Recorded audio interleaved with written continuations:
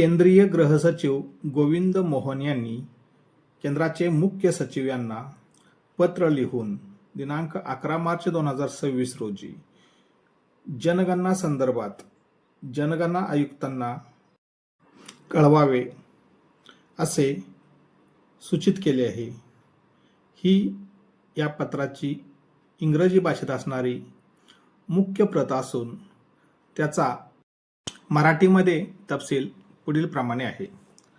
आज आपण एक अत्यंत महत्त्वाची आणि शिक्षकांवर थेट परिणाम करणारी बातमी पाहणार आहोत। जनगणना 2027 संदर्भात केंद्र सरकारचा मोठा निर्णय समोर आला आहे। सरकारकडून जारी करण्यात आलेल्या अधिकृत पत्रानुसार 2027 ची जनगणना आता डिजिटल पद्धतीने केली जाणार आहे। ही जनगणना 2 टप्प्यामध्ये होणार आहे। पहिला टप्पा घरांची यादी आणि माहिती संकलन, दुसरा टप्पा लोकसंख्या मोजणी। एप्रिल ते सप्टेंबर 2026 दरम्यान पहिला टप्पा पूर्ण होणार। फेब्रुवारी 2027 मध्ये मुख्य जनगणना होणार। शिक्षकांसाठी महत्त्वाची बाब, या जनगणनेसाठी मोठ्या प्रमाणावर अधिकाऱ्यांची नियुक्ती आणि प्रशिक्षण सुरू झाले आहे। आणि सर्वात मोठी बातमी म्हणजे जनगणना 2027 साठी नियुक्त कर्मचाऱ्यांच्या बदल्या होणार नाहीत। याचा थेट परिणाम शिक्षकांवर होणार आहे, कारण शिक्षकांना जनगणनेत मोठ्या प्रमाणात काम दिले जाते। एकदा नियुक्ती झाल्यावर संपूर्ण प्रक्रियेत त्याच ठिकाणी राहावे लागेल। महत्त्वाचा निर्णय, या पत्रात स्पष्टपणे सांगितले आहे की नियुक्त कर्मचाऱ्यांची बदली 31 मार्च 2027 पर्यंत टाळण्यात येईल।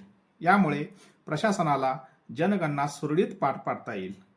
याचा अर्थ शिक्षकांची बदली थांबू शकते, शाळावर आणि कामकाजावर परिणाम होऊ शकतो।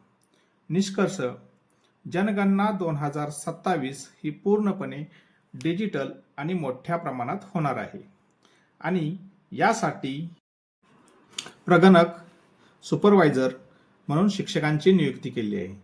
ज्या शिक्षकांच्या नियुक्ती केलेल्या आहेत अशा शिक्षकांच्या 31 मार्च 2027 पर्यंत बदल्या होणार नाहीत।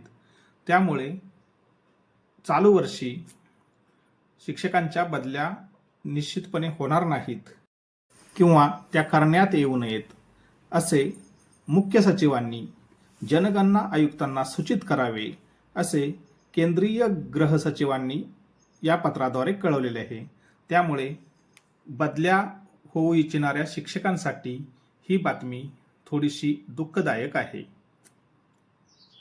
यासारख्या नवनवीन आणि माहितीपूर्ण व्हिडिओसाठी माझ्या चॅनलला लाईक, शेअर आणि नवीन असाल तर सबस्क्राईब करायला विसरू नका।